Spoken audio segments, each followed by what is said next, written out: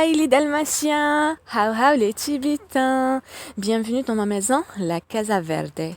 Je suis Diogina Sinocéphale et j'ai des histoires à vous clabauder. Angelica Mercedes, sube la música.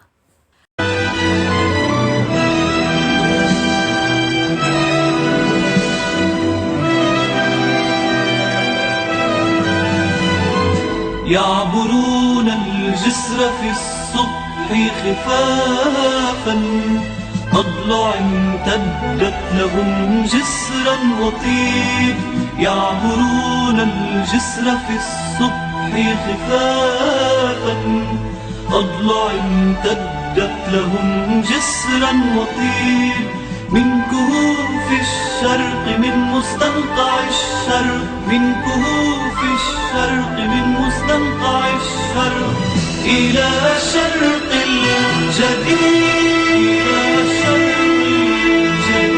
أضلع امتدت لهم جسرا وطيب يعبرون الجسر في الصبح خفافا أضلع امتدت لهم جسرا وطيب يعبرون الجسر في الصبح خفافا أضلع امتدت لهم جسرا وطيب من كهوف الشرق من مستنقع الشرق من كهوف الشرق من مستنقع الشرق إلى شرق الجديد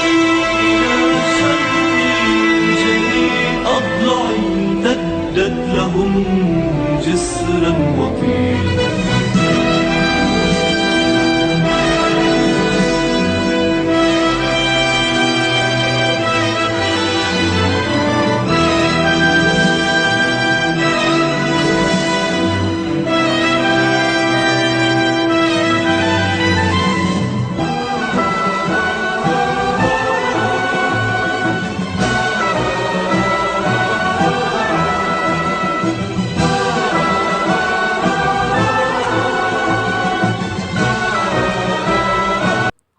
Aujourd'hui, je vous présente La Chute d'Albert Camus, Clamence, entre cri et silence.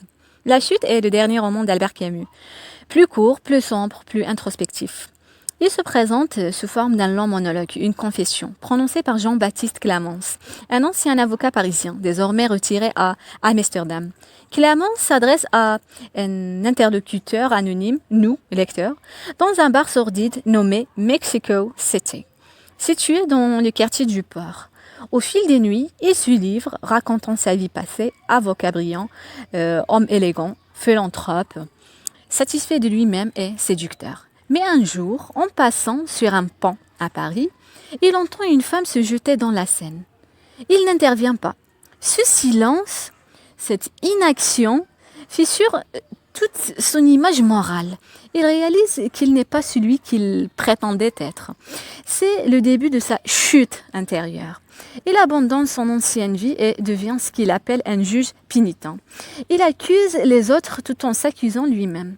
Il se complaît dans cette lucidité ironique. Clamence incarne une sorte de descente dans les ténèbres, mais avec style, intelligence et cruauté. Il est un miroir tendu au lecteur. Sommes-nous meilleurs que lui? Aurions-nous sauté? Aurions-nous tendu la main? La confession devient un jeu. Il ne parle pour nous impliquer. Son jugement est une mise en abîme morale.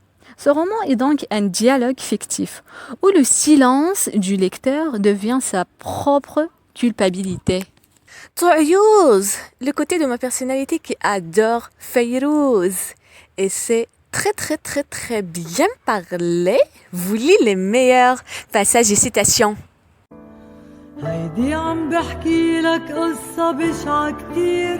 Avez-vous remarqué que la mort seule réveille nos sentiments? Croyez-moi, les religions se trompent dès l'instant qu'elles font de la morale et qu'elles fulminent des commandements. Dieu n'est pas nécessaire pour créer la culpabilité, ni punir. Nos semblables y suffisent, aidés par nous-mêmes. Vous parliez du jugement dernier, permettez-moi d'en rire respectueusement. Je l'attends de pied ferme, j'ai connu ce qu'il y a de pire, qui est le jugement des hommes. Pour eux, pas de circonstances atténuantes. Même la bonne intention est imputée à crime. Il y a toujours des raisons au meurtre d'un homme. Il est au contraire impossible de justifier qu'il vive. C'est pourquoi le crime trouve toujours des avocats et l'innocence parfois seulement. On appelle vérité première celle qu'on découvre après toutes les autres. Voilà tout. Je me suis réfugiée seulement auprès des femmes. Vous le savez, elles ne condamnent vraiment aucune faiblesse. Elles essaieraient plutôt d'humilier ou de désarmer nos forces. C'est pourquoi la femme est la récompense, non du guerrier mais du criminel. Elle est son port, son havre. C'est dans le dit de la femme qu'il est généralement arrêté. N'est-elle pas tout ce qui ne reste du paradis terrestre؟ أليست النساء ما تبقى لنا من الجنة؟ سمعت هذه الفراز عند الدحيح في واحد الحلقات يحكي على هذا لا شوت قراه اون انجلي هو ذا فول وقال هذه لا فراز حوست عليه وتعبت باش لقيته فينالمون باش نقرا هذه لا فراز أي من le maladroit qu'est-ce que tu fais dans la bouche de Lothario de Tormes لقد كان هذا عصير كتاب في الخلاط